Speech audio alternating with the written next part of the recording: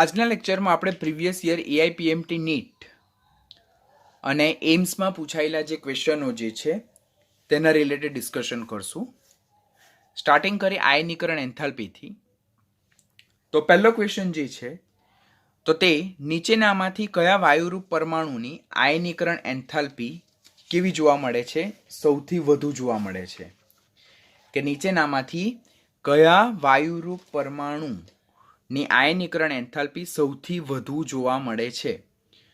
તો જ્યારે આ પ્રકારના ક્વેશ્ચન આપેલા હોય તો પહેલા તો આપણને ખબર પડવી જોઈએ કે કયા સમૂહ અને કયા આવર્તના તત્વો છે. તો ફોસ્ફરસ એ પણ ત્રીજા આવર્તનું તત્વ છે.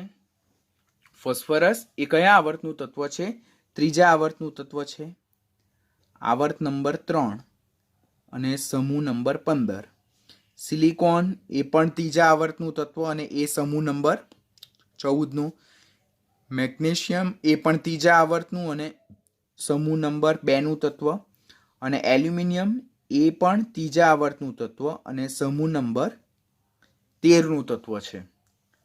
એટલે પહેલા તો આપણે 4 તત્વોને તેમના સમૂહ અને આવર્તમાં અરેન્જ કરી નાખ્યા. આ હું તમને એક્સપ્લેનેશન કરું છું એટલે આટલી ડિટેલમાં જાઉં છું. ઓર એલ્સ જ્યારે આપણા કન્સેપ્ટ એકદમ ક્લિયર હોય તો એક્ઝામમાં તો આપણે આનાથી થોડીક વધારે સ્પીડમાં જવું જોઈએ, તો આપણે ઓન ટાઈમ આપણા જે ક્વેશ્ચન જે છે તેને પરફેક્ટલી સોલ્વ કરી શકીએ. ત્યાર પછી આપણે તત્વોને આવર્તમાં ડાબીથી જમણી બાજુ તરફ જતા ઇન્ક્રીઝિંગ ગ્રુપ નંબરમાં અરેન્જ કરવાના થાય. એટલે આવર્ત નંબર 3 તેમાં અહીંયા પહેલા બીજો સમૂહ આવે, ત્યાર પછી 13મો સમૂહ આવે, ત્યાર પછી 14મો સમૂહ આવે અને ત્યારબાદ 15મો સમૂહ. અહીંયા આવે મેગ્નેશિયમ, ત્યાર પછી 13મા સમૂહનું એલ્યુમિનિયમ, 14માનું સિલિકોન અને 15માનું શું આવે છે? આપણું ફોસ્ફરસ તત્વ આવે છે. તો આ રીતે આપણે 4 તત્વોને તેમના સમૂહ અને આવર્ત પ્રમાણે અરેન્જ કરી નાખ્યા. જનરલી આપણે આવર્તમાં ડાબીથી જમણી બાજુ તરફ જઈએ તેમ શું ફેરફાર થાય છે? તો આવર્તમાં ડાબીથી જમણી બાજુ તરફ જતા શું ફેરફાર થાય? તો આવર્તમાં ડાબીથી જમણી બાજુ તરફ જતા સમાન આવર્તમાં ડાબીથી જમણી બાજુ તરફ જતા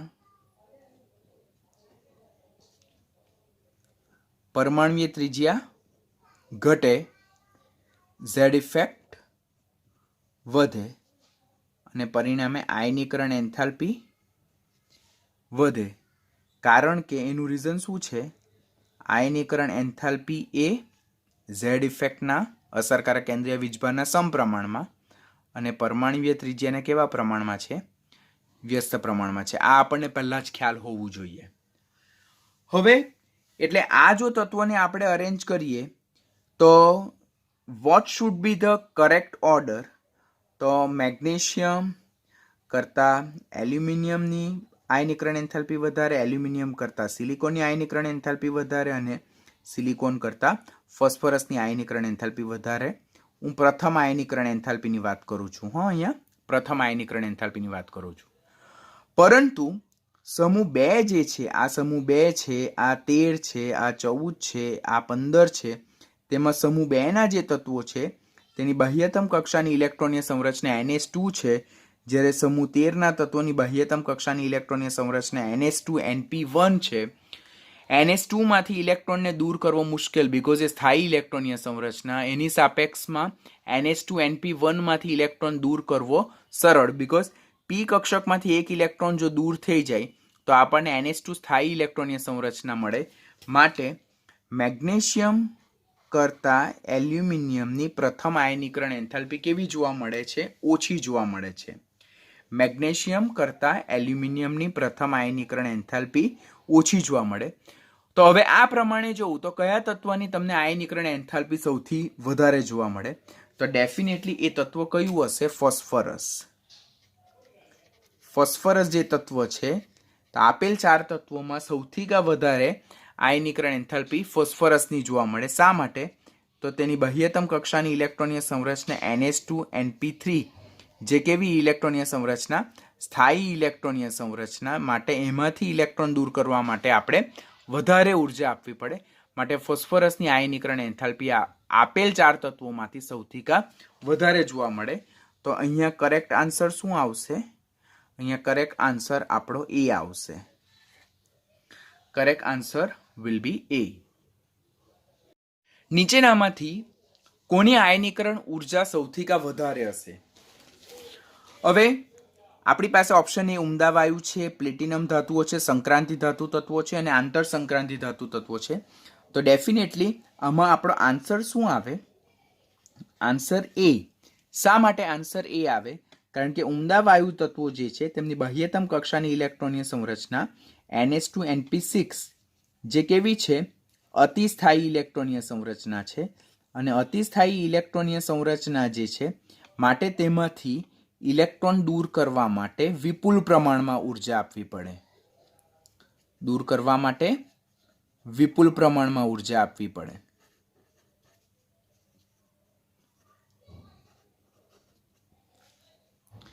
માટે જો પ્રથમ આયનીકરણ એન્થાલ્પીની વાત કરીએ તો પ્રથમ આયનીકરણ એન્થાલ્પી કોઈ પણ આવર્તમાં સૌથી વધુ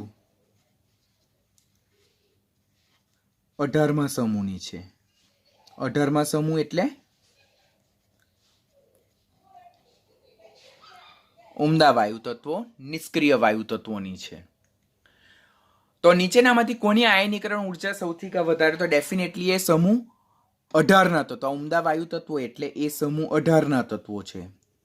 સમૂહ 18ના તત્વો ઉમદા વાયુ તત્વો જેમની બાહ્યતમ કક્ષાની ઇલેક્ટ્રોનીય સંરચના NH2 NP6 છે જે અતિસ્થાયી ઇલેક્ટ્રોનીય સંરચના છે. માટે એમાંથી ઇલેક્ટ્રોન દૂર કરવા માટે આપણે વિપુલ પ્રમાણમાં ઉર્જા આપવી પડે. માટે પ્રથમ આયનીકરણ એન્થાલ્પી કોઈ પણ આવર્તની વાત કરીએ તો તે સમૂહ 18ના ઉમદા વાયુ તત્વોની સૌથી વધારે છે. પછી અહીંયા સંક્રાંતિ ધાતુ તત્વ અને આંતર સંક્રાંતિ ધાતુ તત્વો પણ આપેલું છે. તો પહેલા આપણે આ ક્વેશ્ચનના રિલેટેડ આ એક્સપ્લેનેશન યાદ રાખવાનું. બીજું એક્સપ્લેનેશન જો આપણે યાદ કરીએ તો આયનીકરણ એન્થાલ્પી જે છે તો તે S વિભાગ કરતા D વિભાગની વધારે અને D વિભાગ કરતા P વિભાગની વધારે. પછી અહીંયા ત્રીજો પોઈન્ટ પ્લેટિનમ ધાતુ. આપણને સંક્રાંતિ ધાતુ તત્વો એટલે D વિભાગ, આંતર સંક્રાંતિ ધાતુ તત્વો એટલે F વિભાગ, તે આપણને ખ્યાલ છે. પરંતુ પ્લેટિનમ ધાતુ એટલે શું? આખા ચેપ્ટરમાં આપણે કોઈ પણ જગ્યાએ પ્લેટિનમ ધાતુની વાત કરી નથી. તો પ્લેટિનમ ધાતુ જે છે તો તે કુલ 6 ઉમદા ધાતુનો સમૂહ છે. પ્લેટિનમ ધાતુ કુલ 6 ઉમદા સંક્રાંતિ ધાતુ છે. કુલ 6 ઉમદા ધાતુનો સમૂહ સંક્રાંતિ ધાતુ છે. તે કઈ કઈ છે? તો તેમાં પહેલી છે રુધેનિયમ, પછી બીજી જે છે ધેટ ઇઝ રોડિયમ, ત્યાર પછી થર્ડ જે છે that is palladium, than after fourth one જે છે ધેટ ઇઝ ઓસ્મિયમ, ફિફ્થ જે છે ધેટ ઇઝ ઇરિડિયમ અને સિક્સ્થ વન જે છે ધેટ ઇઝ પ્લેટિનમ. તો આપણને અહીંયા ક્વેશ્ચનમાં શું આપણે નવું શીખવાનું આવ્યું? આપણને આ તો ખબર પડી ગયું કે સમૂહ 18ના તત્વો ઉમદા વાયુ તત્વો જેમની બાહ્યતમ કક્ષાની ઇલેક્ટ્રોનની સંરચના અતિસ્થાયી હોવાને કારણે તેમની આયનીકરણ એન્થાલ્પી સૌથી વધારે. કઈ? પ્રથમ આયનીકરણ એન્થાલ્પી. પરંતુ સંક્રાંતિ ધાતુ તત્વો જે છે તેની S વિભાગ કરતાં વધારે પરંતુ P વિભાગ કરતાં ઓછી. અને પ્લેટિનમ ધાતુ કંઈક નવો ટોપિક આવ્યો. તે પ્લેટિનમ ધાતુ શું કે જે કુલ 6 ઉમદા ધાતુ એટલે સંક્રાંતિ ધાતુનો સમૂહ. તેમાં કઈ કઈ? રુથેનિયમ, રોડિયમ, પેલેડિયમ, ઓસ્મિયમ અને ઇરિડિયમ અને પ્લેટિનમ. તો આ જે કુલ 6 ધાતુનો સમૂહ જે છે તે પ્લેટિનમ ધાતુઓ તરીકે ઓળખાય. કઈ ધાતુઓ તરીકે ઓળખાય? પ્લેટિનમ ધાતુઓ. તો આના રિલેટેડ પણ નીટમાં ઓલરેડી એક વખત એમ્સમાં પૂછાયો છે, તો આપણને નીટમાં પૂછવાની શક્યતા છે બીકોઝ ડી વિભાગમાં આના રિલેટેડ ક્વેશ્ચન આવશે જ. તેની આપણે તૈયારી રાખવાની. પછી ત્રીજો ક્વેશ્ચન, નીચે આપેલ તત્વોનો પ્રથમ આયનીકરણ એન્થાલ્પીનો યોગ્ય ચડતો ક્રમ જણાવો. નીચે આપેલા તત્વોનો પ્રથમ આયનીકરણ એન્થાલ્પીનો જે ચડતો ક્રમ પૂછ્યો છે. કયો ક્રમ પૂછ્યો છે? આપણને ચડતો ક્રમ. તો પહેલા બધા જ તત્વો એ બીજા આવર્તના તત્વો છે. તેમાં બોરોન એ કયા સમૂહનું તત્વ છે? અહીંયા સમૂહ 13નું બોરોન તત્વ છે. પછી 14માનું કાર્બન છે અને 15માનું કયું તત્વ છે?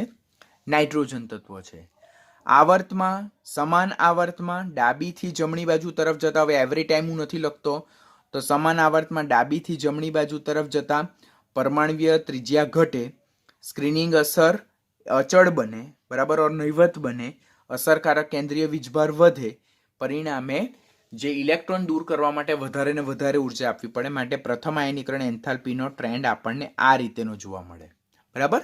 એક્સપ્લેનેશન જો લખવાની જરૂરિયાત લાગે તો આપણે એમ લખવાનું કે સમાન આવર્તમાં ડાબીથી જમણી બાજુ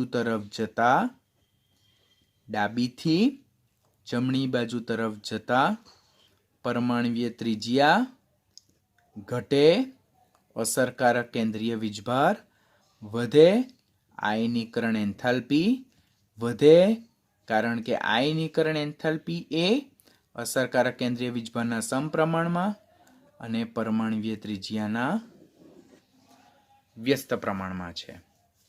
તો માટે બોરોન, કાર્બન અને નાઇટ્રોજનમાં નાઇટ્રોજન જે છે તેની પ્રથમ આયનીકરણ એન્થાલ્પી સૌથી વધારે હશે. That is due to stable electronic configuration helium 2s2 2p3. બરાબર. કાર્બન જે છે તેની બાહ્યતમ કક્ષાની ઇલેક્ટ્રોનની 2s2 2p4, 2s2 2p2, અને આની બાહ્યતમ કક્ષાની ઇલેક્ટ્રોનની સંરચના 2s2 2p1. માત્ર સૌથી વધારે કોની જોવા મળશે? આપણને અહીંયા નાઇટ્રોજન. તો ચડતો ક્રમ પૂછે તો પહેલું નાની, સૌથી નાની, અને છેલ્લું સૌથી વધારે. હવે આ બે ઓપ્શન જુઓ. આ બે option its look same but it is not same actually. આ ઇન્ક્રીઝિંગ ઓર્ડર છે, આ ડિક્રીઝિંગ ઓર્ડર છે. અહીંયા ચડતો ક્રમ પૂછેલો છે તો આ ઇન્ક્રીઝિંગ, આ સૌથી ઓછું, આ સૌથી વધારે, આ સૌથી વધારે અને આ સૌથી ઓછું. તો આ ડિક્રીઝિંગ ઓર્ડર, ઉતરતો ક્રમ છે, આ ચડતો ક્રમ છે. માટે અહીંયા આપણો answer A will be our correct answer.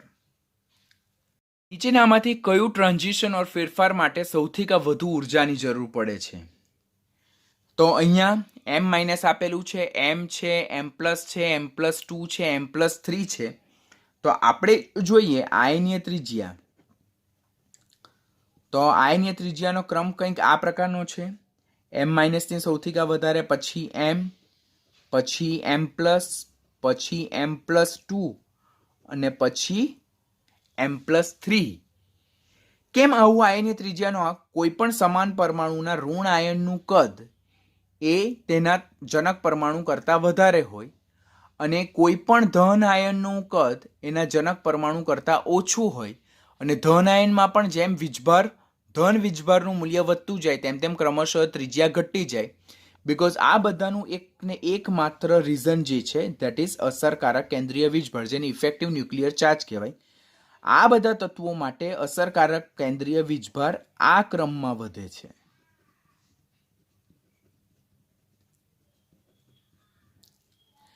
જે m માઇનસ આયન જે છે તેમાં કેન્દ્રના ઓછા પ્રોટોન વધારે ઇલેક્ટ્રોનને આકર્ષે, જ્યારે m પ્લસ 3માં કેન્દ્રના વધારે પ્રોટોન ઓછા ઇલેક્ટ્રોનને. જો બંનેમાં પોઈન્ટ ધ્યાન આપો. m માઇનસમાં કેન્દ્રના ઓછા પ્રોટોન વધારે ઇલેક્ટ્રોનને આકર્ષે અને m પ્લસ 3માં કેન્દ્રના વધુ પ્રોટોન ઓછા ઇલેક્ટ્રોનને આકર્ષે. પરિણામે આની ત્રિજ્યા સૌથી ઓછી, આની ત્રિજ્યા સૌથી વધારે. માટે પહેલા તો આયનીય ત્રિજ્યા એ અસરકારક કેન્દ્રીય વીજભારના વ્યસ્ત પ્રમાણમાં. આયનીકરણ એન્થાલ્પીનો જો વાત કરીએ તો આયનીકરણ એન્થાલ્પીનો બી સેમ ક્રમ જોવા મળે. કેમ? કારણ કે આયનીકરણ એન્થાલ્પી એ અસરકારક કેન્દ્રીય વીજભારના સમપ્રમાણમાં. જેમાં અસરકારક કેન્દ્રીય વીજભાર વધારે, તેમાંથી ઇલેક્ટ્રોન દૂર કરવા માટે આપણે વધારે પ્રમાણમાં ઉર્જા આપવી પડે. પરિણામે જો આપણે જોઈએ તો ફર્સ્ટ ટ્રાન્ઝિશન જો એમ માઇનસમાંથી એમ, તો એમ માઇનસ જે છે તેનું ત્રિજ્યા સૌથી વધારે છે, કારણ કે એનો અસરકારક કેન્દ્રીય વીજભાર સૌથી ઓછો છે, તેમાંથી તો ઇલેક્ટ્રોન દૂર કરવો સરળ બને. આની સાપેક્ષમાં અને આ આવે તો m+2 જે છે, તો જો m - m, m+ અને m+2 આ ચારમાં સૌથી ઓછી ત્રિજ્યા કોની છે? m+2 ની છે. જ્યારે સૌથી વધારે અસરકારક કેન્દ્રીય વીજભાર કોનો છે? m+2 નો છે.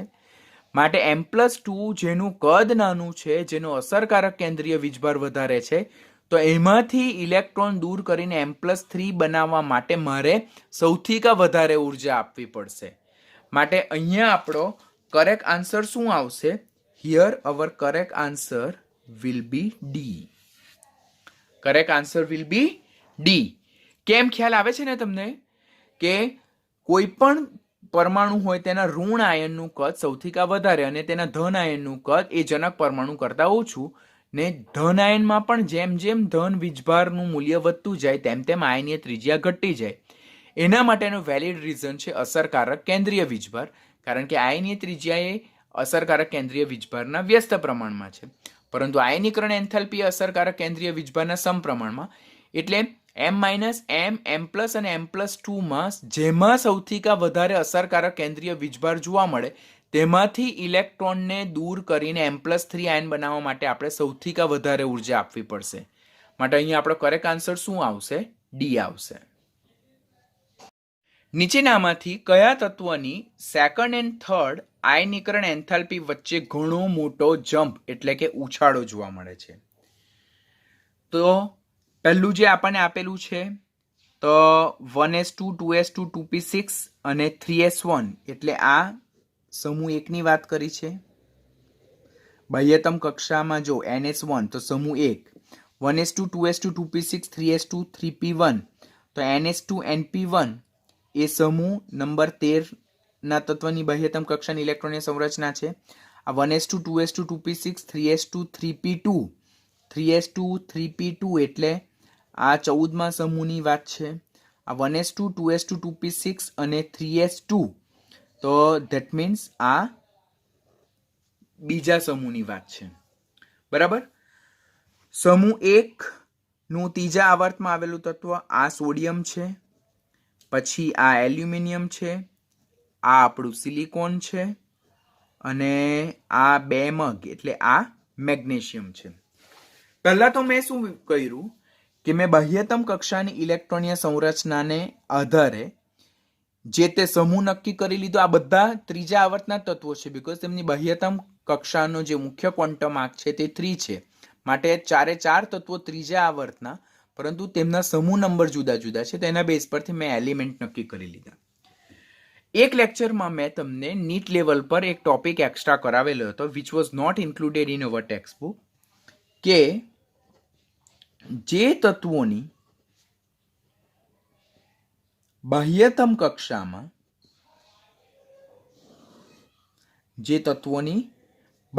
કક્ષામાં એક ઇલેક્ટ્રોન હોય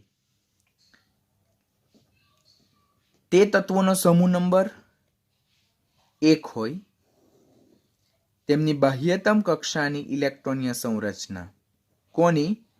બાહ્યતમ કક્ષાની ઇલેક્ટ્રોનીય સંરચના ns1 હોય, અને બાહ્યતમ કક્ષામાં એક ઇલેક્ટ્રોન ધરાવતા તત્વો જે સમૂહ 1 ના તત્વો છે, જેમની બાહ્યતમ કક્ષાની ઇલેક્ટ્રોનીય સંરચના ns1 છે, તો સમૂહ 1 ની કઈ બે સક્સેસિવ આયનીકરણ એન્થાલ્પી જે છે વચ્ચે મોટો જમ્પ એટલે ઉછાળો જોવા મળે?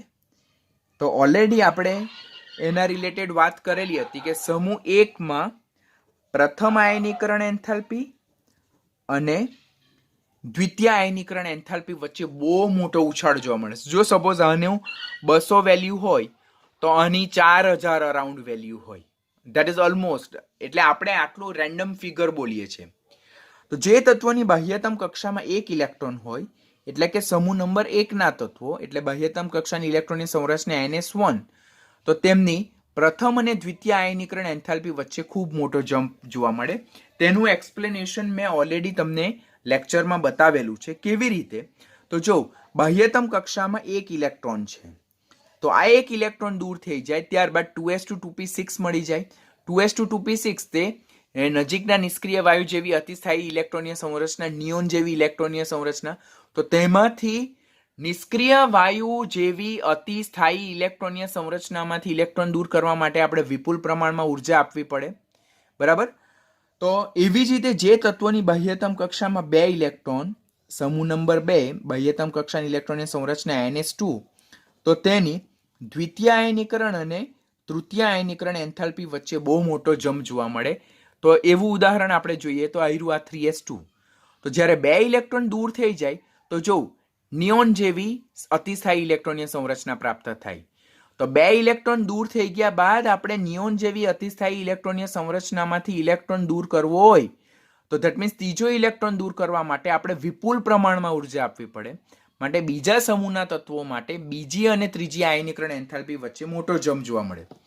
એવી જ રીતે 3 ઇલેક્ટ્રોન, તો સમૂહ નંબર 13 બાહ્યતમ કક્ષાની ઇલેક્ટ્રોનીય સંરચના NH2 તો તેમનું ત્રીજી અને ચોથી આયનીકરણ એન્થાલ્પી વચ્ચે મોટો જમ્પ જોવા મળે. બાહ્યતમ કક્ષામાં 4 ઇલેક્ટ્રોન, સમૂહ 14 એટલે બાહ્યતમ કક્ષાની ઇલેક્ટ્રોનીય સંરચના NH2 તો તેમની ચોથી અને પાંચમી આયનીકરણ એન્થાલ્પી વચ્ચે બહુ મોટો જમ્પ જોવા મળે.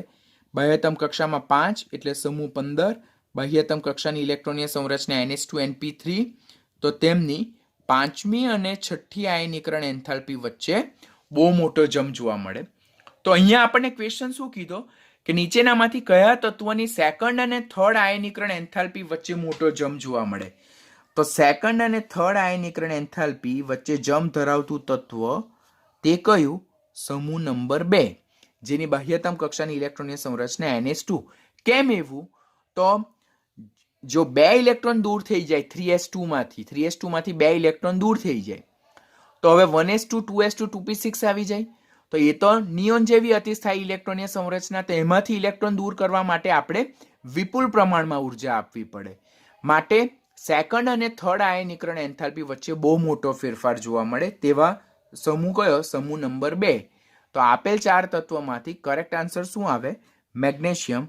માટે આપણો સાચો આન્સર શું આવશે? અહીંયા ડી આવશે.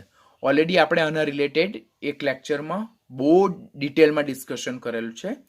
તો આ પ્રમાણે ઇલેક્ટ્રોનીય સંરચનાને આધારે હવે આ એક તત્વ જુઓ, 13મા સમૂહનું તત્વ બાહ્યતમ કક્ષા 3s2 3p1. 3 ઇલેક્ટ્રોન દૂર થઈ જાય એમાંથી તો નિયોન જેવી અતિસ્થાયી ઇલેક્ટ્રોનીય સંરચના, તો એના ત્રીજા અને ચોથામાં બહુ મોટો જમ્પ જોવા મળે. આ કાર્બન સમૂહ 14મો સમૂહ 4 ઇલેક્ટ્રોન દૂર થઈ જાય તો નિયોન જેવી અતિસ્થાયી એટલે નજીકના નિષ્ક્રિય વાયુ જેવી અતિસ્થાયી ઇલેક્ટ્રોનીય સંરચના, તો તેમાંથી ઇલેક્ટ્રોન દૂર કરવા માટે આપણે વિપુલ પ્રમાણમાં ઉર્જા આપવી પડે. તો આ પ્રમાણે આ ક્વેશ્ચનને આપણે આ રીતે જસ્ટિફાય કરી શકીએ. આમાં આપણો આન્સર શું આવશે? ડી આવશે. છઠ્ઠો ક્વેશ્ચન વિધાન અને કારણના રિલેટેડનો ક્વેશ્ચન, જેમાં પહેલો ઓપ્શન શું છે કે એસર્શન અને રીઝન બંને સાચા છે અને રીઝન એ એસર્શનની સાચી સમજૂતી છે. એસર્શન એટલે વિધાન અને રીઝન એટલે કારણ. પછી ઓપ્શન બી, જેમાં વિધાન અને કારણ બંને સાચા પરંતુ કારણ એ વિધાનની સાચી સમજૂતી નથી. ઓપ્શન સી, વિધાન સાચું જ્યારે કારણ ખોટું. અને ઓપ્શન ડી, વિધાન કેવું છે? ખોટું છે જ્યારે એનું કારણ કેવું છે? સાચું છે. તો આપણે પહેલા એના રિલેટેડ ડિસ્કશન કરીએ. તો મેગ્નેશિયમ કરતા આપણને વિધાન શું આપ્યું છે? મેગ્નેશિયમ કરતા એલ્યુમિનિયમની પ્રથમ આયનીકરણ એન્થાલ્પી કેવી છે? ઓછી છે. તો આપણે અહીંયા તત્વોને અરેન્જ કરીએ. ફર્સ્ટ મેગ્નેશિયમ અને એલ્યુમિનિયમ. તો મેગ્નેશિયમ અને એલ્યુમિનિયમ જો વાત કરીએ તો બંને આવર્ત નંબર 3ના તત્વો છે. મેગ્નેશિયમ એ બીજા સમૂહનું તત્વ છે જ્યારે એલ્યુમિનિયમ એ ત્રીજા સમૂહનું તત્વ છે. આ સમૂહ નંબર લખ્યો છે, બરાબર છે. પછી મેગ્નેશિયમની બાહ્યતમ કક્ષાની ઇલેક્ટ્રોનીય સંરચના એ સમૂહ 2નું તત્વ છે એટલે એની બાહ્યતમ કક્ષાની ઇલેક્ટ્રોનીય સંરચના હિલિયમ 2s2 છે. હિલિયમ નહીં, નિયોન 2s2 છે. અને એલ્યુમિનિયમમાં નિયોન અહીંયા 3s2 અને અહીંયા નિયોન 3s2 3p1 બીકોઝ આનો પરમાણુ ક્રમાંક 13 છે. તો હવે આપણે યાદ રાખીએ કે મેગ્નેશિયમ જેની બાહ્યતમ કક્ષાની ઇલેક્ટ્રોનીય સંરચના નિયોન 3s2 છે, એલ્યુમિનિયમ જેની બાહ્યતમ કક્ષાની ઇલેક્ટ્રોનીય સંરચના 3s2 3p1 છે. તો 3s2 માંથી ઇલેક્ટ્રોન દૂર કરવો સરળ બને કે 3s2 3p1 માંથી? ડેફિનેટલી ખબર પડે કે ns2 ઇલેક્ટ્રોનીય સંરચનામાં s કક્ષક ઇલેક્ટ્રોનથી સંપૂર્ણ ભરાયેલી સ્થાયી ઇલેક્ટ્રોનીય સંરચના, તો એમાંથી ઇલેક્ટ્રોન દૂર કરવો મુશ્કેલ. જ્યારે અહીંયા 3p1 જે છે તો તેમાંથી એક ઇલેક્ટ્રોન જો દૂર થઈ જાય તો 3s2 સ્થાયી ઇલેક્ટ્રોનીય સંરચના પ્રાપ્ત થાય. માટે એલ્યુમિનિયમમાંથી 3p1 નો ઇલેક્ટ્રોન દૂર કરવો સરળ, જ્યારે મેગ્નેશિયમની 3s2 માંથી ઇલેક્ટ્રોન દૂર કરવો મુશ્કેલ. માટે પ્રથમ આયનીકરણ એન્થાલ્પીની જો વાત કરીએ તો પ્રથમ આયનીકરણ એન્થાલ્પી એ સમૂહ 2 ની સમૂહ 13 કરતા કેવી જોવા મળે છે? વધારે જોવા મળે. અને તે સમૂહ 2 નું પ્રથમ તત્વ વાત કરીએ તો બેરેલિયમની બોરોન કરતા વધારે જોવા મળે અને મેગ્નેશિયમની એલ્યુમિનિયમ કરતા વધારે જોવા મળે. આ આપણો ક્વેશ્ચન છે જો કે મેગ્નેશિયમ કરતા એલ્યુમિનિયમની પ્રથમ આયનીકરણ એન્થાલ્પી કેવી છે? ઓછી છે. મેગ્નેશિયમ કરતા એલ્યુમિનિયમની પ્રથમ આયનીકરણ એન્થાલ્પી ઓછી છે. મેગ્નેશિયમ કરતા એલ્યુમિનિયમની પ્રથમ આયનીકરણ એન્થાલ્પી કેવી છે? ઓછી છે. માટે આપણું વિધાન કેવું છે? સાચું છે. આપણું વિધાન કેવું છે? સાચું છે. હવે એનું રીઝન કે મેગ્નેશિયમ કરતા એલ્યુમિનિયમની પરમાણુય ત્રિજ્યા ઓછી છે. તો પરમાણુય ત્રિજ્યા વિશે જો વાત કરીએ તો આવર્તમાં ડાબીથી જમણી બાજુ તરફ જતા પરમાણુય ત્રિજ્યા ઘટવાનું વલણ દર્શાવે. તો આવર્તમાં ડાબીથી જમણી બાજુ તરફ જતા પરમાણુય ત્રિજ્યા ઘટવાનું એટલે કે સમૂહ 2 થી સમૂહ 13 તરફ જાય તો પરમાણુ ત્રિજ્યા ઘટે. તો મેગ્નેશિયમ કરતા એલ્યુમિનિયમની પરમાણુય ત્રિજ્યા કેવી જોવા મળે છે? ઓછી જોવા મળે છે. મેગ્નેશિયમ કરતા એલ્યુમિનિયમની પરમાણુય ત્રિજ્યા કેવી જોવા મળે? ઓછી જોવા મળે. તો રીઝન પણ શું છે? સાચું છે.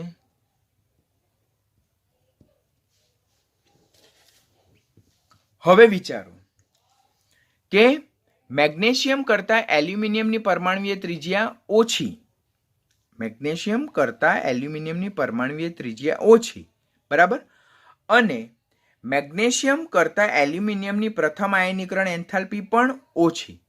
તો આ સાચું, આ પણ સાચું, પરંતુ શું આનું કરેક્ટ જસ્ટિફિકેશન છે? વિચારો તમે.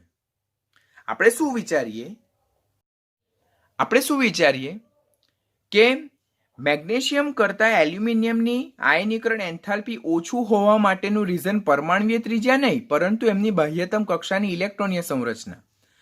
આની સાપેક્ષમાં આની પરમાણુય ત્રિજ્યા ઓછી હોય તો આની આયનીકરણ એન્થાલ્પી વધારે હોવી જોઈએ, પરંતુ અહીંયા મેગ્નેશિયમની આયનીકરણ એન્થાલ્પી એલ્યુમિનિયમ કરતા વધારે છે, કારણ કે મેગ્નેશિયમની અતિસ્થાયી ઇલેક્ટ્રોનીય સંરચના, ધેટ મીન્સ સ્થાયી ઇલેક્ટ્રોનીય સંરચના. માટે આ વિધાનમાં જો જોઈએ આપણે તો વિધાન પણ સાચું છે, રીઝન પણ સાચું છે, પરંતુ રીઝન એ વિધાનની સાચી સમજૂતી આપતું નથી. બરાબર. તો આપણો આન્સર આમાં જે આવશે તે આન્સર શું આવશે? Answer B will be our correct answer. Getting ને? કે આપણે જોઈએ તો મેગ્નેશિયમ અને એલ્યુમિનિયમ, મેગ્નેશિયમ સમૂહ 2 નું તત્વ, એલ્યુમિનિયમ સમૂહ 13 નું તત્વ. મેગ્નેશિયમની બાહ્યતમ કક્ષાની ઇલેક્ટ્રોનીય સંરચના નિયોન 3s2, એલ્યુમિનિયમની બાહ્યતમ કક્ષાની ઇલેક્ટ્રોનીય સંરચના નિયોન 3s2 3p1.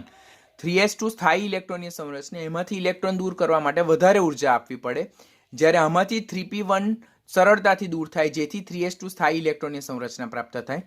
માટે મેગ્નેશિયમ કરતા એલ્યુમિનિયમની પ્રથમ આયનીકરણ એન્થાલ્પી ઓછી જોવા મળે. તો એ વિધાન સાચું. બીજું વિધાન શું? મેગ્નેશિયમ કરતા એલ્યુમિનિયમની પરમાણુય ત્રિજ્યા ઓછી. આપણને ખબર કે આવર્તમાં ડાબીથી જમણી બાજુ તરફ જતા અસરકારક કેન્દ્રીય વીજભાર વધે તેમ પરમાણુય ત્રિજ્યા ઘટે. તો એ વિધાન પણ, એટલે કે રીઝન જે છે, કારણ જે આપેલું છે એ પણ સાચું છે, પણ એનું સાચું જસ્ટિફિકેશન નથી. કેમ સાચું જસ્ટિફિકેશન નથી? કારણ કે આ જે મેગ્નેશિયમ કરતા એલ્યુમિનિયમની ઓછી આયનીકરણ એન્થાલ્પી હોવા માટેનું રીઝન તેમની સ્થાયી ઇલેક્ટ્રોનીય સંરચના છે. માટે આ કિસ્સામાં answer B will be our correct answer. હવે એવો જ જે ક્વેશ્ચન જે છે તે ઓક્સિજન અને નાઇટ્રોજન વિશેની વાત કરેલી છે. તો આપણે જોઈએ તો સમૂહ નંબર 15, નંબર 15 અને સમૂહ નંબર 16. આવર્ત નંબર 2 અને આવર્ત નંબર 3. તો સમૂહ 15 નું આવર્ત 2 માં આવેલું તત્વ કયું? તો એ નાઇટ્રોજન, ફોસ્ફરસ, ઓક્સિજન અને સલ્ફર. હવે સમૂહ 15 ના જે તત્વો છે તેની બાહ્યતમ કક્ષાની ઇલેક્ટ્રોનીય સંરચના NH2NP3 છે, જ્યારે સમૂહ 16 ના તત્વોની બાહ્યતમ કક્ષાની ઇલેક્ટ્રોનીય સંરચના NH2NP4 છે. આ જે ઇલેક્ટ્રોનીય સંરચના જે છે તે કેવી ઇલેક્ટ્રોનીય સંરચના છે? સ્થાયી ઇલેક્ટ્રોનીય સંરચના છે. કેવી ઇલેક્ટ્રોનીય સંરચના છે? સ્થાયી ઇલેક્ટ્રોનીય સંરચના છે. તો એમાંથી ઇલેક્ટ્રોન દૂર કરવા માટે આપણે વધારે ઉર્જા આપવી પડે. જ્યારે અહીંયા NP4 માં જે પી કક્ષકો છે તેમાંથી ઇલેક્ટ્રોનનું રિપલ્ઝન વધારે હોય એટલે એમાંથી ઇલેક્ટ્રોન દૂર કરવો સરળ બને, જેથી NH2NP3 ઇલેક્ટ્રોન સંરચના પ્રાપ્ત થાય. Getting what I am saying? 15મા સમૂહની બાહ્યતમ કક્ષાની ઇલેક્ટ્રોનીય સંરચના NH2NP3 જે સ્થાયી ઇલેક્ટ્રોનીય સંરચના, બીકોઝ પી કક્ષક અર્ધપૂર્ણ ભરાયેલી સ્થિતિમાં છે, તો એમાંથી ઇલેક્ટ્રોન દૂર કરવા માટે આપણે વધારે ઉર્જા આપવી પડે. જ્યારે 16મા સમૂહમાં NH2NP4, જો NP4 માંથી એક ઇલેક્ટ્રોન દૂર થઈ જાય તો NH2NP3 સ્થાયી ઇલેક્ટ્રોનની સંરચના પ્રાપ્ત થઈ જાય. એને કારણે પ્રથમ આયનીકરણ એન્થાલ્પી જે છે તો તે સમૂહ 15 કરતા 16ની કેવી જોવા મળે? ઓછી જોવા મળે. એટલે નાઇટ્રોજન કરતા ઓક્સિજનની ઓછી અને ફોસ્ફરસ કરતા સલ્ફરની ઓછી. આ આપણું કરેક્ટ જસ્ટિફિકેશન છે. અહીંયા શું આપ્યું કે O કરતા નાઇટ્રોજનની પ્રથમ આયનીકરણ કરતા જે પ્રથમ આયનીકરણ એન્થાલ્પી જે છે તે ઓછી છે. ઓક્સિજન કરતા નાઇટ્રોજનની ઓછી છે. નાઇટ્રોજનની તો ઓક્સિજન કરતા કેવી આવે? વધારે આવે. અહીંયા તો શું આપેલું છે? ઓછી એવું આપેલું છે. માટે વિધાન આપણું જે છે તે કેવું છે? ખોટું છે. આવર્તમાં ડાબીથી જમણી બાજુ તરફ જતા અસરકારક કેન્દ્રીય વીજભાર ઘટે. આવર્તમાં ડાબીથી જમણી બાજુ તરફ જતા જેમ પરમાણ્વીય ત્રિજ્યા ઘટતી જાય તેમ અસરકારક કેન્દ્રીય વીજભાર કેવો થતો જાય? વધતો જાય છે. માટે રીઝન પણ શું છે? ખોટું છે. રીઝન પણ કેવું છે? ખોટું છે. પરિણામે આ કિસ્સામાં આપણો સાચો આન્સર શું આવશે? Answer will be D. Answer will be D. પરંતુ અહીંયા તો ડી જો એ ખોટું છે અને આર સાચું છે એવું આપેલું છે, પરંતુ અહીંયા તો એ અને આર બંને ખોટા છે. માટે આ જે ક્વેશ્ચન જે છે તેમાં કોઈ પણ ઓપ્શન મેચ થતા ન હતા. કોઈ પણ ઓપ્શન મેચ થતા હતા નહીં. તો ત્યારે એનો કોઈ ગ્રેસ આપ્યો હશે ઓર કંઈક પણ સિસ્ટમે એક્સેપ્ટ કર્યું હશે તો એ બેઝ પરથી આપણે ક્વેશ્ચન જસ્ટિફાય કરીએ. જનરલી આ પ્રકારના ક્વેશ્ચનમાં જે આન્સર ડી આવે તે ડી હોય તેમાં શું કરેક્ટ આપેલું હોય કે વિધાન પણ ખોટું છે અને એનું કારણ પણ ખોટું છે, તો એવા કિસ્સામાં આન્સર ડી આવે. પરંતુ આપેલ કિસ્સામાં તો જો આપણું શું છે? ડી શું છે? એ ખોટું છે અને આર સાચું છે. પરિણામે આપણો તો કોઈ પણ ઓપ્શન આમાં મેચ થતો નથી. તો આપણે કંઈ વાંધો નહીં, આ જે ક્વેશ્ચન છે તેમાં કોઈ પણ ઓપ્શન મેચ થતો નથી એવું આપણે યાદ રાખશું. નીચે આપેલ તત્વોની પ્રથમ આયનીકરણ એન્થાલ્પીનો સાચો યોગ્ય ક્રમ કયો હશે? જો આ AIPMD NEET 2019 લાસ્ટ યર પૂછાયેલો જ ક્વેશ્ચન છે. ઓલરેડી મેં તમને લેક્ચરમાં કરાવેલું જ છે. તો પહેલા તો આપણે એના બેઝ પરથી આપણે હિન્ટ યાદ રાખવાની. સમૂહ 1, 2, 13, 14, 15, 16, 17 અને 18. આપણે પહેલા શું યાદ રાખવાનું કે સામાન્ય રીતે આવર્તમાં ડાબીથી જમણી બાજુ તરફ જતા પરમાણ્વીય ત્રિજ્યા ઘટે, અસરકારક કેન્દ્રીય વીજભાર વધે, પરિણામે આયનીકરણ એન્થાલ્પી વધવાનું વલણ દર્શાવે. બરાબર? I am talking about first ionisation enthalpy. હું પ્રથમ આયનીકરણ એન્થાલ્પી વિશે અહીંયા ડિસ્કશન કરતો છું. પરંતુ બે એક્સેપ્શનલ કેસ હતા. એક 2 અને 13 અને બીજું 15 અને 16. બરાબર.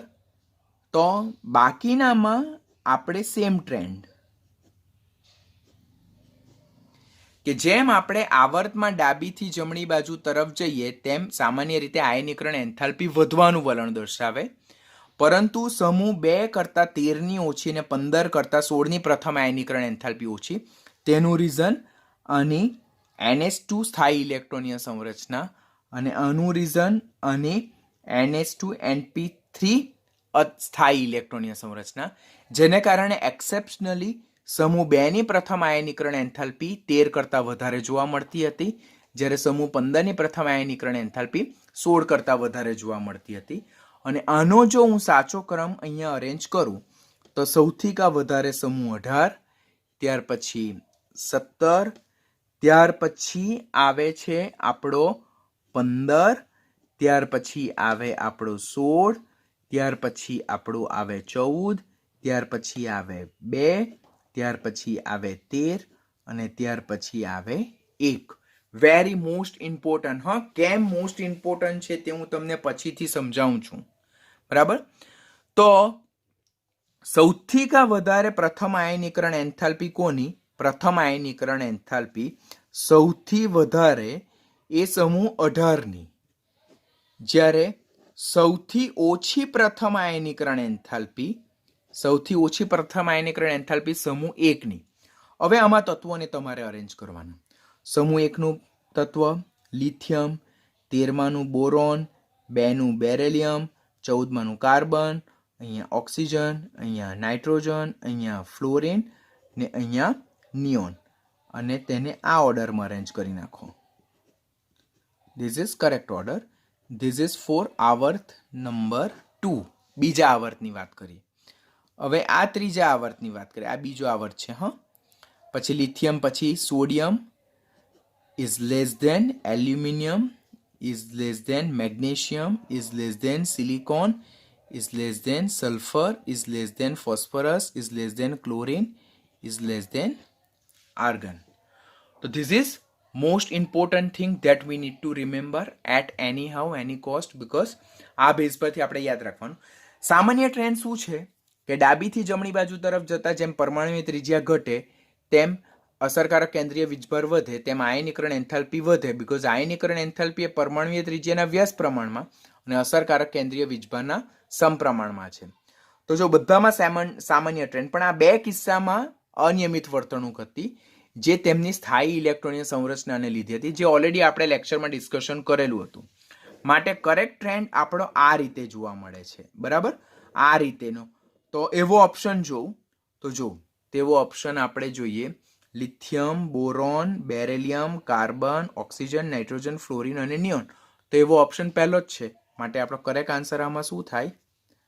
Answer A will be our correct answer. એના રિલેટેડ બીજો ક્વેશ્ચન દ્વિતીય આયનીકરણ એન્થાલ્પીનો.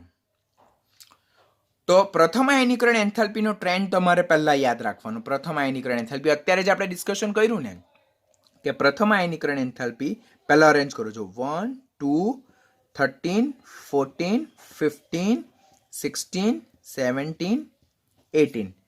પહેલા એક્સેપ્શનલ બિહેવિયર 2, 13, 15, 16 પ્રથમની વાત કરું છું. ને સામાન્ય વર્તણૂક શું છે? આ રીતેની છે.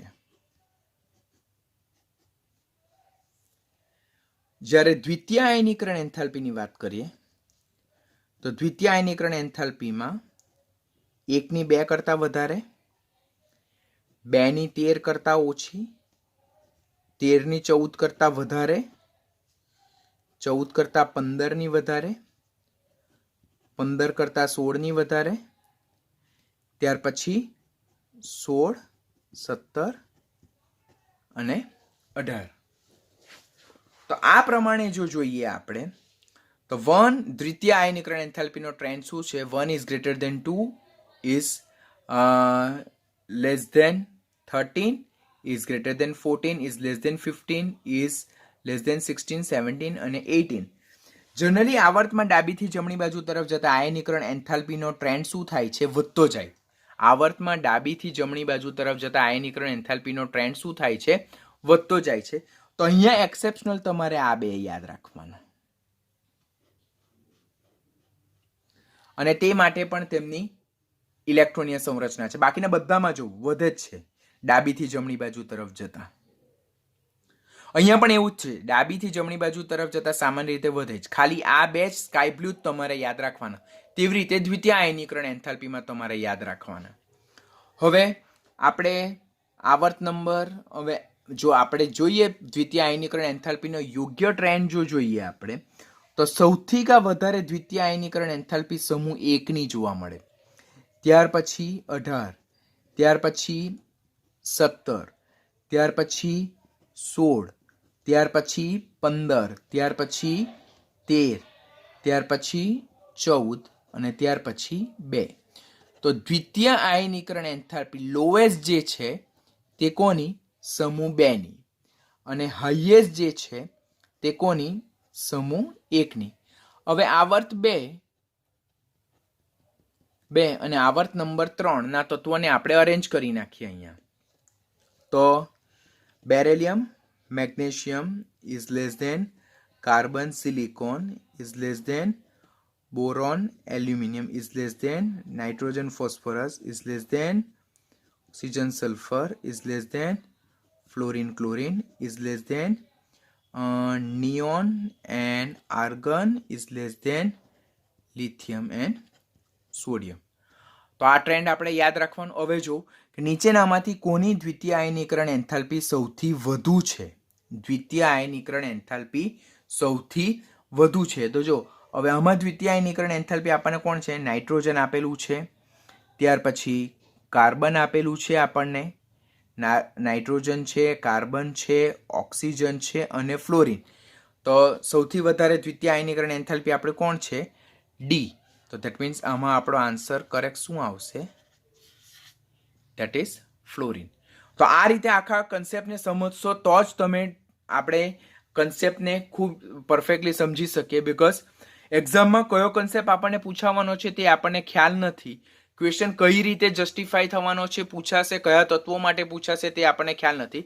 તો કન્સેપ્ટને ઓવરઓલ યાદ રાખીએ, કારણ કે ઘણી વખત આટલા 4 તત્વો આપે, ઘણી વખત આટલા 4 તત્વો આપે, ઘણી વખત આટલા 4 તત્વો આપે, ઘણી વખત આટલા 4 તત્વો આપે. બધા 4 તત્વો માટે દ્વિતીય આયનીકરણ એન્થાલ્પીનો ટ્રેન્ડ પૂછે. તો આપણે ઓવરઓલ બધા માટે યાદ રાખીએ તો આપણા માટે ક્વેશ્ચનને જસ્ટિફાઈ કરવાનું ખૂબ જ ઇઝી થઈ જાય. વિદ્યુત ઋણતા. નીચેનામાંથી કઈ ઇલેક્ટ્રોનીય સંરચના સૌથી વધુ વિદ્યુત ધનમય તત્વની છે? નીચેનામાંથી કઈ ઇલેક્ટ્રોનીય સંરચના સૌથી વધુ વિદ્યુત ધનમય તત્વની છે? તો આપણે જોઈએ તો હિલિયમ 2s1 જે છે તે કોની ઇલેક્ટ્રોનીય સંરચના છે? લિથિયમની છે. પછી ઝેનોન 6s1, જો ns1 અને છઠ્ઠા બાહ્યતમ કક્ષામાં 1 ઇલેક્ટ્રોન છે અને આવર્ત નંબર 6, તો 2 3 4 5 6 લી ના કી રબ સે, એટલે આ કોનું છે? સિઝિયમની ઇલેક્ટ્રોનીય સંરચના. હિલિયમ 2s2 એટલે એ બેરેલિયમની ઇલેક્ટ્રોનીય સંરચના, અને ઝેનોન 6s2 એટલે ns2 એ બીજા સમૂહના તત્વોની ઇલેક્ટ્રોનીય સંરચના, અને છઠ્ઠા આવર્તનું તો 2 મ કા સર 12 એટલે આ બેરિયમની ઇલેક્ટ્રોનીય સંરચના. પહેલા તત્વો અરેન્જ કર્યા, પછી આપણે જોવાનું કે નીચેનામાંથી કઈ ઇલેક્ટ્રોનીય સંરચના સૌથી વધુ વિદ્યુત ધનમય. હવે વિદ્યુત ધનમય તત્વમાં આપણે સિઝિયમ યાદ રાખેલું હતું, બરાબર, કે સિઝિયમ એકમાત્ર તત્વ જેની ઇલેક્ટ્રોનેગેટિવિટી સૌથી ઓછી જોવા મળતી હતી, સૌથી ઓછી. ત્યાર પછી એની આયનીકરણ એન્થાલ્પી પણ, ફર્સ્ટ આયનીકરણ એન્થાલ્પી પણ કેવી? સૌથી ઓછી જોવા મળતી હતી. માટે એમાંથી એક ઇલેક્ટ્રોન દૂર કરીને ધન આયન બનાવવાનું સૌથી સરળ હતું. માટે એ સૌથી પ્રબળ વિદ્યુત ધનમય તત્વ હતું. માટે એ સૌથી સક્રિય ધાતુ તત્વ હતું.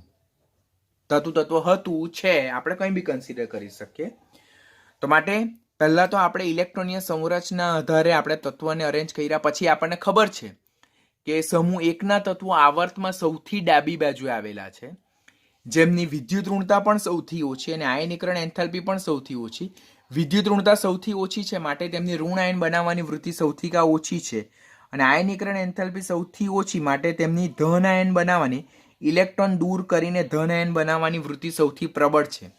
તેમાં સિઝિયમ લાસ્ટ મોસ્ટ ફ્રાન્સિયમની ઉપર આવેલું તત્વ, તો તેની આયનીકરણ એન્થાલ્પી સૌથી ઓછી હોવાને કારણે સૌથી પ્રબળ વિદ્યુત ધનમય તત્વ, સૌથી સક્રિય ધાતુ તત્વ.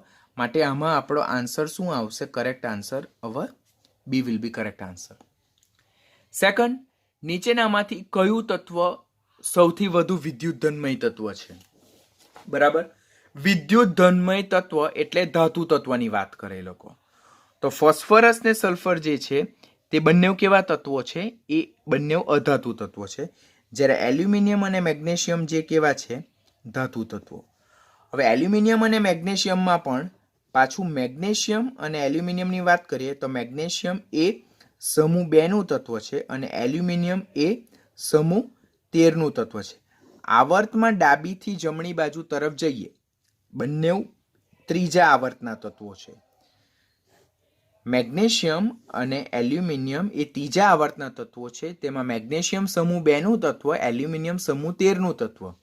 સમાન આવર્તમાં ડાબીથી બાજુ જઈએ, આપણે ડાબીથી જમણી બાજુ તરફ જઈએ,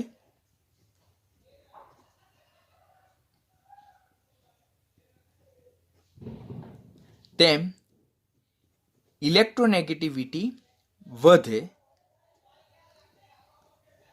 અધાતુ સ્વભાવ વધે અને ધાતુ સ્વભાવ ઘટે. માટે જો ધાતુ સ્વભાવની વાત કરીએ તો સમૂહ 2 કરતા 13 નો ધાતુ સ્વભાવ ઓછો, માટે મેગ્નેશિયમનો ધાતુ સ્વભાવ એલ્યુમિનિયમ કરતા કેવો જોવા મળે? વધારે જોવા મળે. માટે એલ્યુમિનિયમ અને મેગ્નેશિયમ બંને ધાતુ તત્વો છે, પરંતુ એલ્યુમિનિયમ 13મા સમૂહનું છે, મેગ્નેશિયમ એ બીજા સમૂહનું તત્વ. ડાબીથી જમણી બાજુ તરફ જતા વિદ્યુત ઋણતા વધે, અધાતુ સ્વભાવ વધે, ધાતુ સ્વભાવ ઘટે. માટે મેગ્નેશિયમ એ સમૂહ 2 નું ધાતુ તત્વ ને સમૂહ 13 નું એલ્યુમિનિયમ બી ધાતુ, પરંતુ એનો ધાતુ સ્વભાવ મેગ્નેશિયમ કરતા કેવો જોવા મળે? ઓછો જોવા મળે. માટે આ કેસમાં આપણો આન્સર શું આવશે? B will be our correct answer. નીચેનામાંથી કયું એકમ રહિત છે? Having no unit or unitless. આપણને ખબર જ છે, ધેટ ઇઝ વિદ્યુત ઋણતા.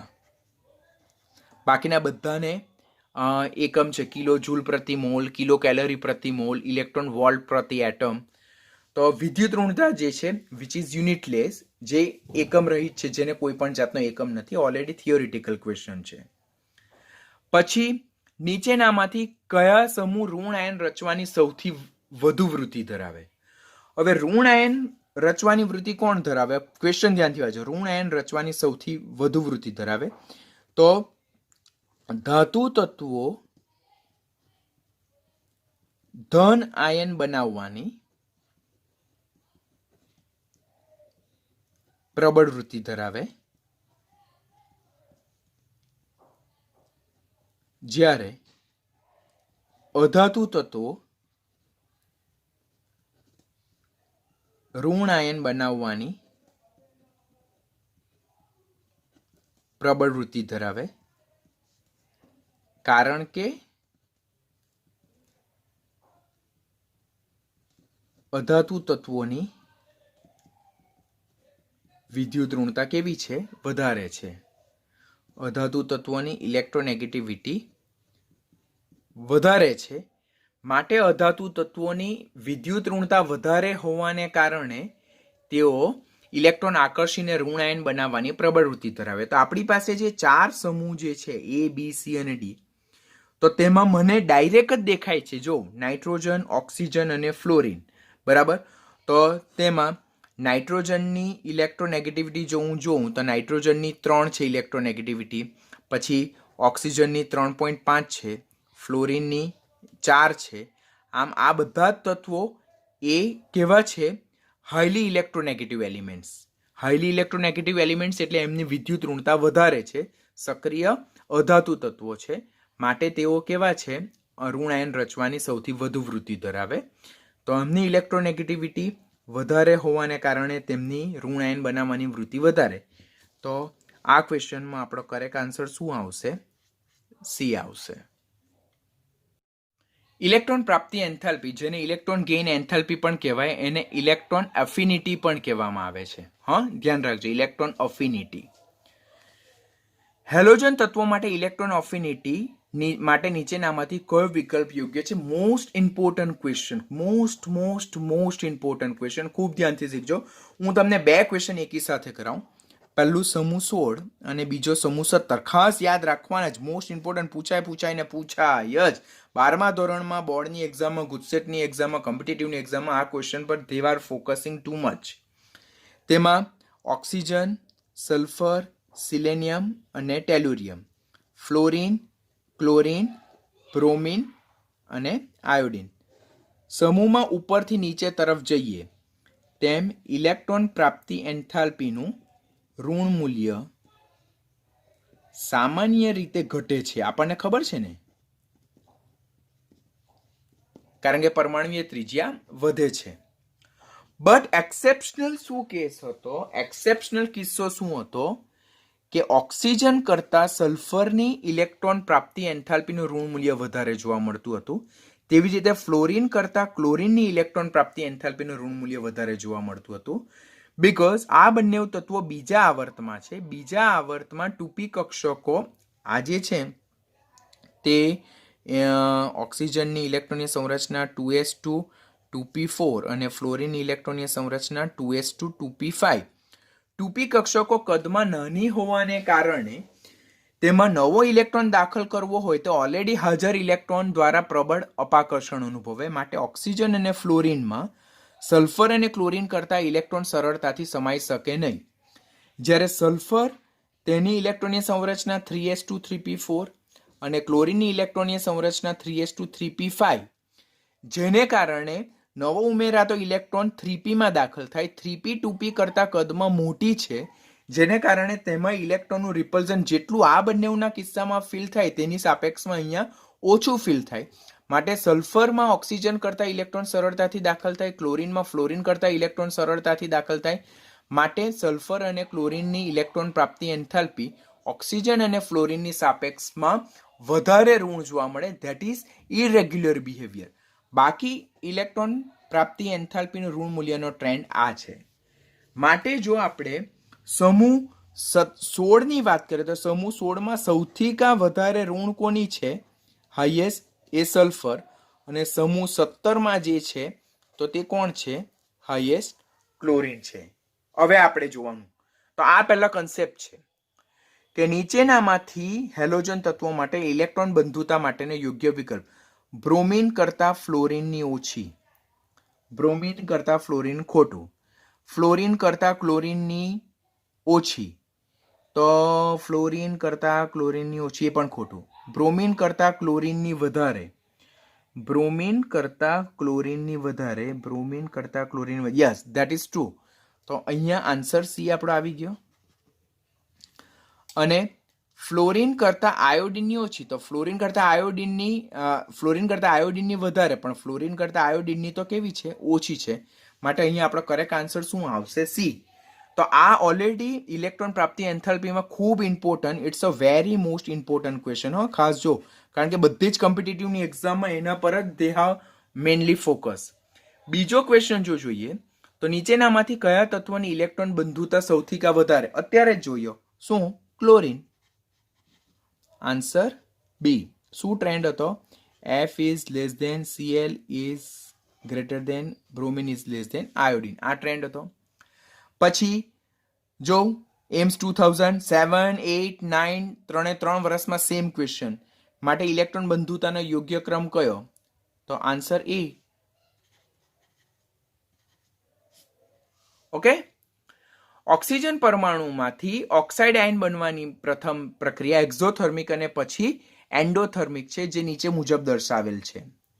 તો જો તટસ્થ ઓક્સિજન પરમાણુમાં જ્યારે પહેલો ઇલેક્ટ્રોન દાખલ થાય અને ઋણ આયન બને છે ત્યારે ઉષ્મા છૂટી પડે, એટલે એ પ્રક્રિયા ઉષ્મા છૂટી પડે માટે એ ઉષ્માક્ષેપક પ્રક્રિયા.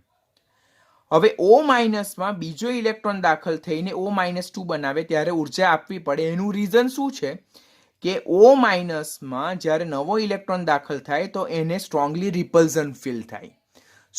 Same charge same charge having strongly repulsion. એને કારણે સ્ટ્રોંગલી રિપલ્ઝનને કારણે તેમાં ઇલેક્ટ્રોન દાખલ કરવા માટે ઉર્જા આપવી પડે. તો ક્વેશ્ચન વાંચતા જ એનું રીઝન મને ખબર પડી જાય કે જ્યારે તટસ્થ વાયુરૂપ ઓક્સિજન પરમાણુમાં એક ઇલેક્ટ્રોન દાખલ કરીને ઓક્સાઇડ આયન બનાવું તો ત્યારે ઉર્જા મુક્તિ થાય. બીકોઝ ઓક્સિજનની વિદ્યુત ઋણતા પણ વધારે છે, એનું કદ પણ નાનું છે, તો તેમાં ઇલેક્ટ્રોન સરળતાથી દાખલ થઈ જાય. પરંતુ જ્યારે ઓક્સાઇડ જે મોનોવેલેન્ટ એનાયન છે, બરાબર, કે જેના માથા પર -1 ચાર્જ છે, it is already negative charge ion, તેમાં બીજો ઇલેક્ટ્રોન દાખલ કરવો હોય તો ઓલરેડી નેગેટિવ આયનને દાખલ થતા ઇલેક્ટ્રોન સાથે શું થશે? સ્ટ્રોંગલી રિપલ્ઝન ફીલ થાય. એટલે દાખલ થતા ઇલેક્ટ્રોનને ઋણ આયન દ્વારા પ્રબળ અપાકર્ષણ ફીલ થાય. એટલે ઇલેક્ટ્રોન આ ઋણ આયનમાં સરળતાથી દાખલ નહીં થાય, જેને કારણે બીજો ઇલેક્ટ્રોન દાખલ કરવા માટે આપણે ઉર્જા શું કરવી પડે? આપવી પડે.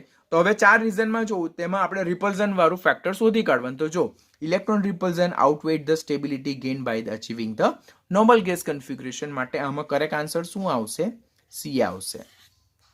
એક્સપ્લેનેશન ખ્યાલ આવી ગયું ને તમને કે તટસ્થ વાયુરૂપ પરમાણુમાં પહેલો ઇલેક્ટ્રોન દાખલ કરવો છે ને ઋણ આયન બનાવવું છે, ત્યારે ઉર્જા મુક્ત થાય, સરળતાથી દાખલ થઈ જાય છે, બરાબર. પણ બીજો ઇલેક્ટ્રોન જ્યારે દાખલ, this is we are adding second electron, તે આપણે ઋણ આયનમાં ઉમેરીએ છીએ, ઋણ આયનમાં. તો જ્યારે બીજો ઇલેક્ટ્રોન ઋણ આયનમાં દાખલ કરવામાં આવે તો દાખલ થતા ઇલેક્ટ્રોનને ઋણ આયન દ્વારા રિપલ્ઝન ફીલ થાય. પરિણામે બીજો ઇલેક્ટ્રોન O- માં સરળતાથી દાખલ થતો નથી. તો તેના માટે આપણે ઉર્જા આપવી પડે. We have to input the energy or provide the energy to input the second electron. માટે ઇલેક્ટ્રોનને રિપલ્ઝન ફીલ થાય છે, માટે બીજો ઇલેક્ટ્રોન સરળતાથી દાખલ નહીં થાય. માટે જે દ્વિતીય ઇલેક્ટ્રોન પ્રાપ્તિ એન્થાલ્પીનું મૂલ્ય જે છે તે કેવું જોવા મળે? પોઝિટિવ, એટલે ઉષ્મા શોષક પ્રક્રિયા જોવા મળે, જેને એન્ડોથર્મિક કહેવામાં આવે. માટે એનો કરેક્ટ આન્સર શું આવશે? Answer she will be correct answer.